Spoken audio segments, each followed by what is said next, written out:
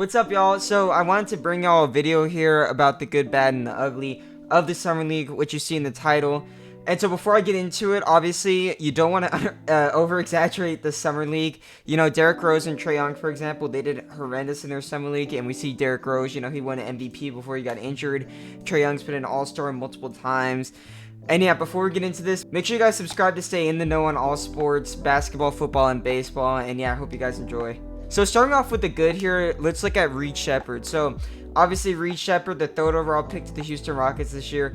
And my analysis, I thought that this was a great pick. He was who I was hoping the Rockets would take. Obviously, as a Rockets fan, I thought he did really, really well in Summer League. We saw a lot of diversity in his offensive game. You know, he was really good from the pull-up, mid-range spot. I thought that basically every shot he took from there went in. It was like basically automatic. Kind of reminded me of Chris Paul almost, which was, you know, something that, you know, I've seen before in 2018 and 2019, and I was very excited to see Reed Sheppard be able to replicate that basically.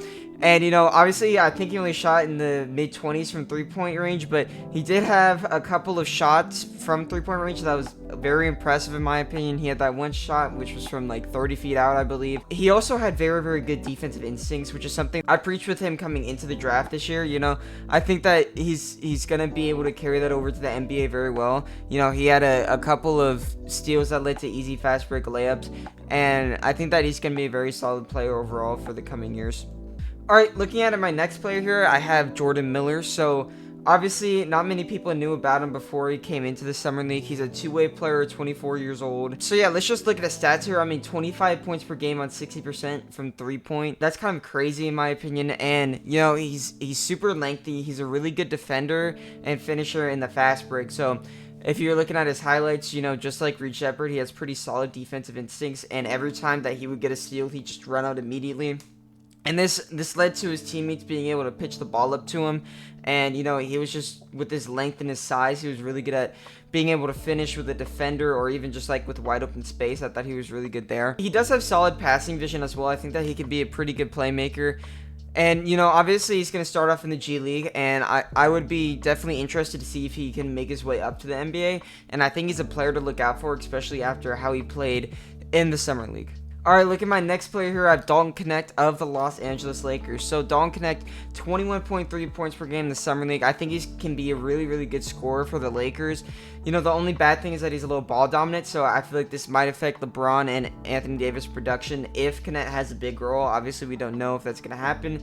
But, I mean, yeah, this was a great pick for the Lakers. Even on draft night, everyone knew this was a good pick. Just because the Lakers for, I don't even know how long, basically as long as LeBron's been there, their shooters have not been good. I mean, other than the 2020 championship year, their shooters have always been something that they've needed in free agency and in the draft. And I think Dalton Knecht was a great pickup. I think, you know, he's going to be a really efficient player for the Lakers. If they want him to be a catch-and-shoot three-point shooter, if they want him to be a scorer, whatever they want to do with him, I think he's going to be able to do that. And I think he's going to be able to do it at a very high level. Another thing about Dalton Knecht is that I just think that he's going to be able to learn from LeBron, which I think is going to be very important. I think that with LeBron being able to develop him, it's going to be super important for his career, and I think that he's going to be a really, really good player down the line.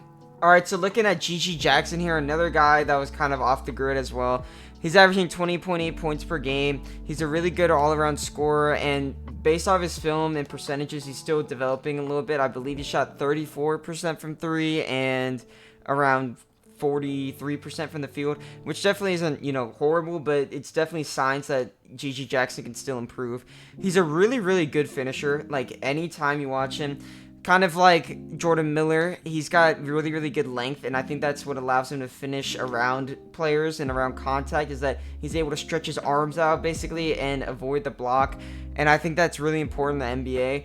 And, you know, his defense needs a little bit of work. I believe he only averaged 0.2 steals and 0.2 blocks. You know, he was able to sit in a chair, basically. I don't think he was really blown by a lot. I think that he's a pretty solid defender overall, but if that's something for him to work on, it's definitely efficiency and it's definitely his defense.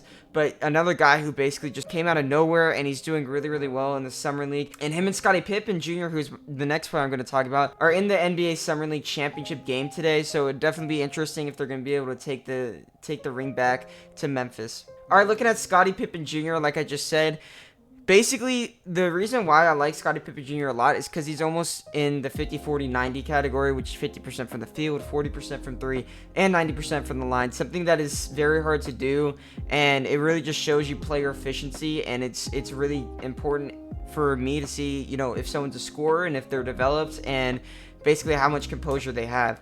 And he's showing a lot of flashes, kind of like what we saw before when he was in LA, I believe. And he's a pretty solid finisher. He's a really good shooter, and he's averaging 3 steals a game, something that his dad was very good at as well. The only thing that I would say that he really needs to work on is that he fouls a lot. I think he averaged 30 minutes a game, and he was at 5.2 fouls per game, which is not good. You're not going to be able to find the NBA floor like that.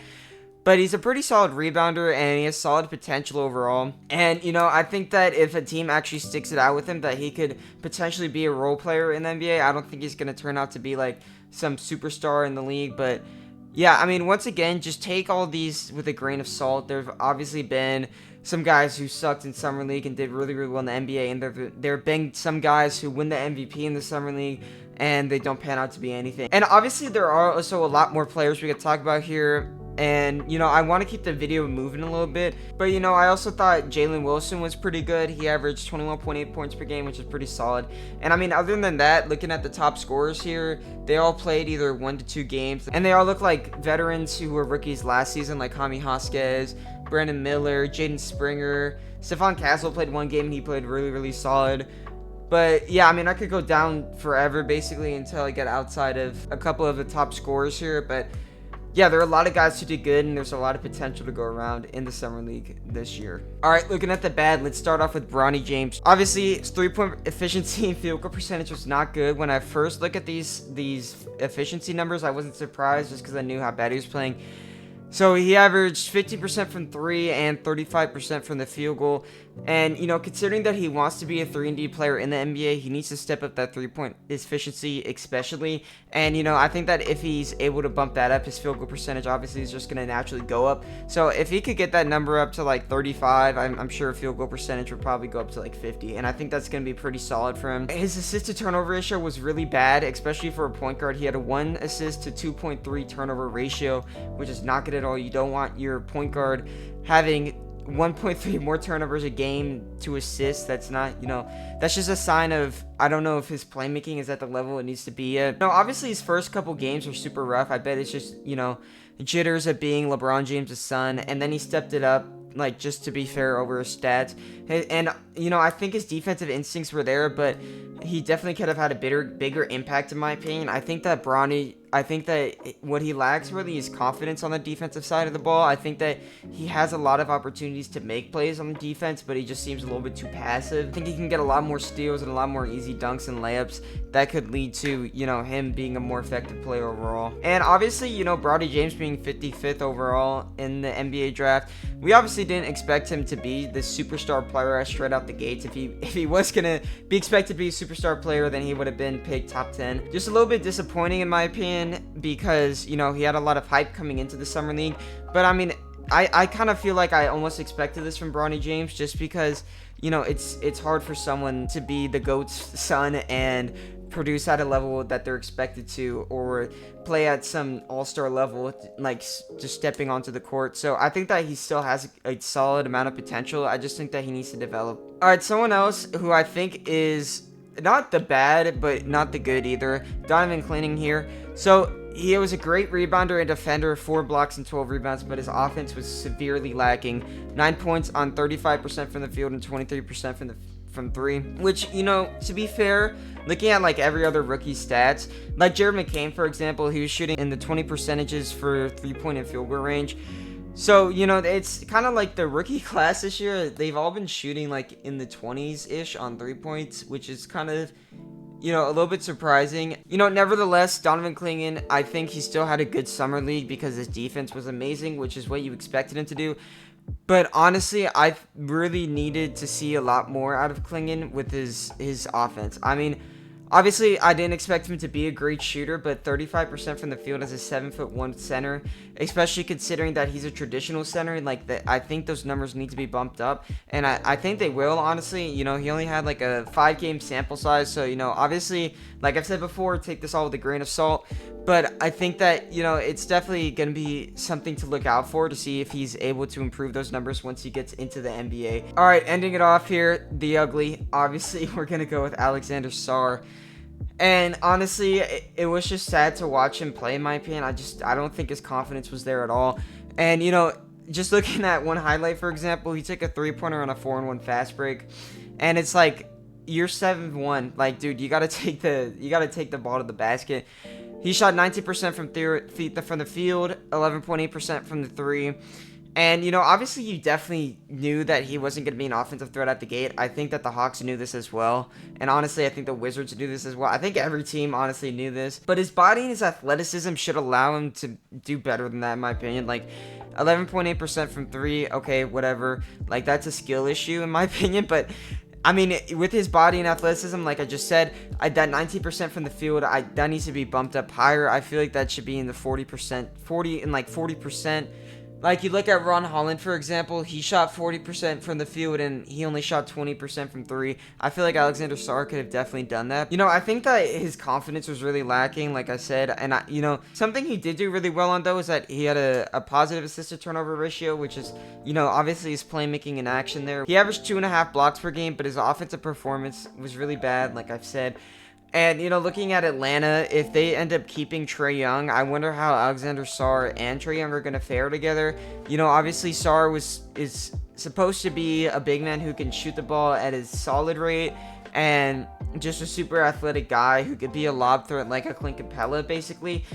But based off of this summer league, it's just rough. Like, I think if you ask any NBA person right now, it's just not looking good for Alexander Sarr right now. I think that he definitely can still turn it around, though. There's no reason for him not to. You know, you still got about 2.5 months until the NBA season actually starts, and I think that within that time frame, he should be able to improve and just like learn from watching film.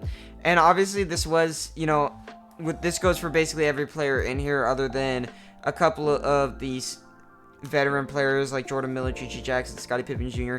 This was all, you know, their first time seeing an NBA floors, playing with NBA players, playing with NBA coaches. So, you know, I think that definitely factors into their performance. I think as long as they keep grinding it out, they're going to be okay. It's just really dependent on if they're able to stay consistent, if they're able to go through the barriers and able to keep, you know, a mental discipline basically to be the best player in the gym. Alright guys, that's the end of my video. Thank you guys for watching. I really do appreciate it. Make sure you guys like, subscribe, check out all my links in the description below. I have my blogs, I have my Twitters, I have my TikTok, and other fun stuff in there as well.